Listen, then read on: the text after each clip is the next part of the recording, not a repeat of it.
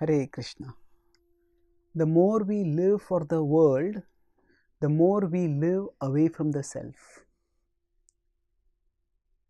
We are presently in a transition, in a dual state. We are souls who have evolved from the lower species and come to the human form.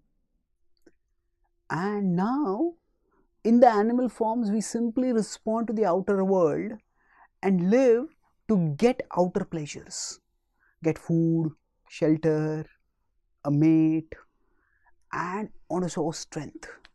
Ahara nidra bhai maithunam cha. In human form also, we tend to do these things, and many of these are our bodily needs. But in the human form, our consciousness is also evolved, by which we can perceive that our life is meant for something more, that we are souls and we are meant for eternal life.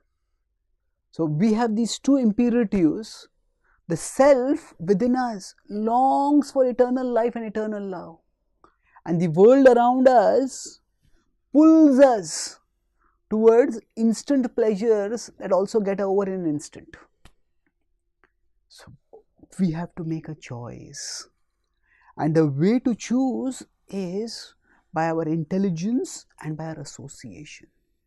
So, and to use our intelligence and to choose our association, we have to have the basic clear that we can't have the self if we live for the world. As the Bible says, what profiteth the man if he gains the whole world but loses his eternal soul?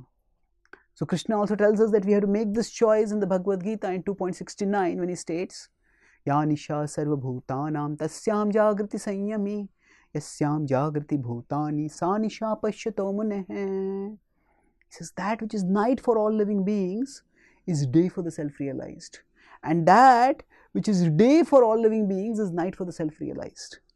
Here day and night are used in a metaphorical sense to refer to the phases of activity and inactivity.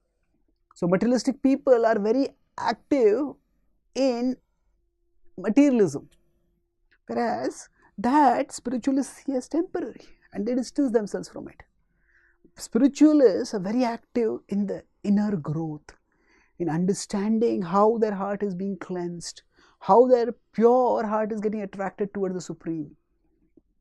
But this all seems just incomprehensible to the materialists.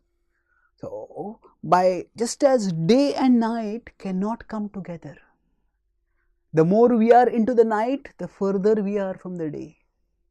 Similarly, the more we live for the world, the further we go from the self.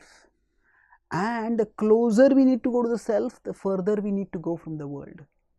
Thankfully, Bhakti spirituality doesn't require us to reject the world entirely.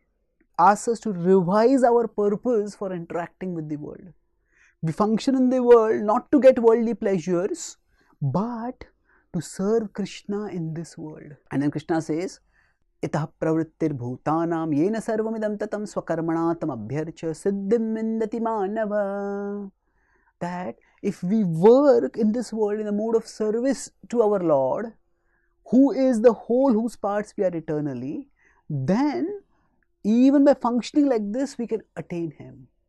So we are acting in the world, but we are not acting for the world. We are acting for Krishna, and through that, we realize ourselves in its fullness and gain the ultimate happiness of an eternal loving connection with Krishna. Thank you. Hare Krishna.